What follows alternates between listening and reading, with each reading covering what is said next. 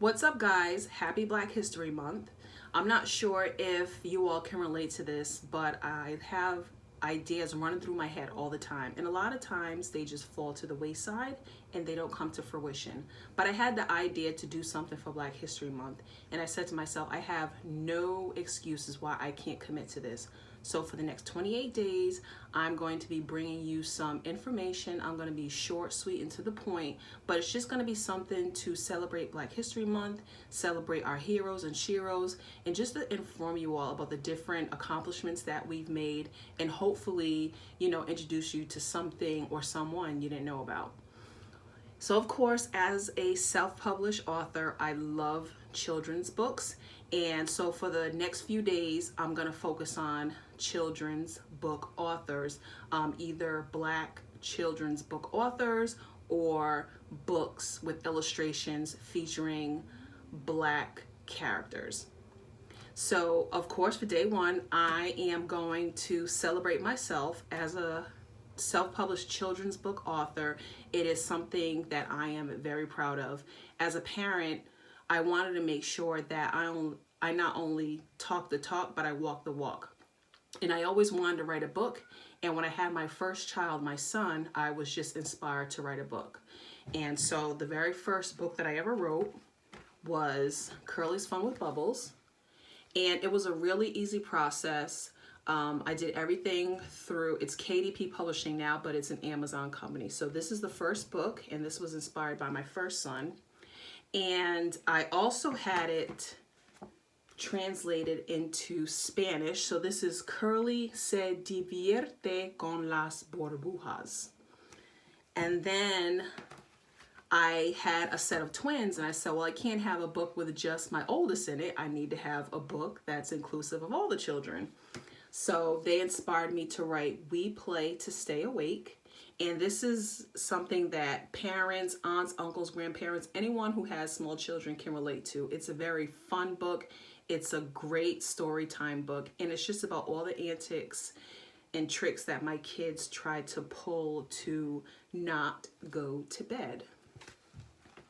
And then I decided, well, each twin needs to have their own book. And I was inspired by a phase that my daughter went through. And don't be fooled by the title. It has a really sweet ending on it.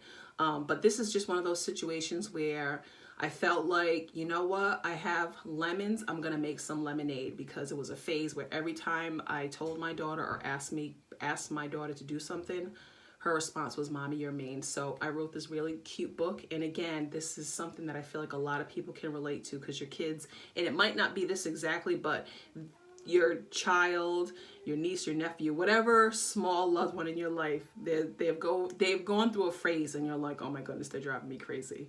So this is a really sweet book. And then my son, my middle child, the oldest twin, he loves to sing. And he was singing the choir at church.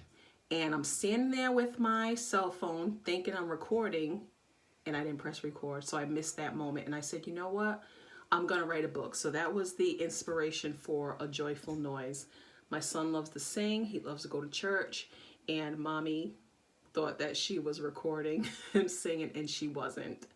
And so back to Curly's Fun with Bubbles. This book is near and dear to my heart, of course, because it's the first book I wrote.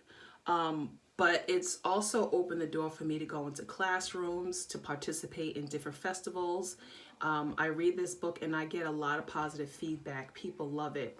And one thing that I do like to do, there's a page in the book where Curly asks the children to read with him. And one thing that I like to do, depending on the age of my audience, is, of course, I like to count in English. So 1, 2, 3, 4, 5, 6, 7.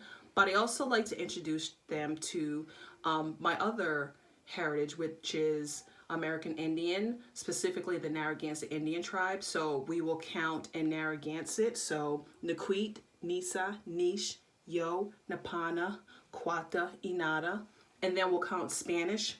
Una, dos, tres, cuatro, cinco, seis, siete.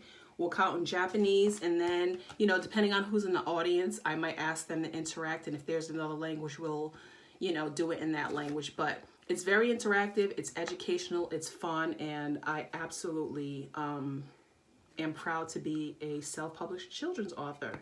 So thank you all for watching. I will link all the information to each book in the description for each video. But thank you for watching, and again, happy Black History Month.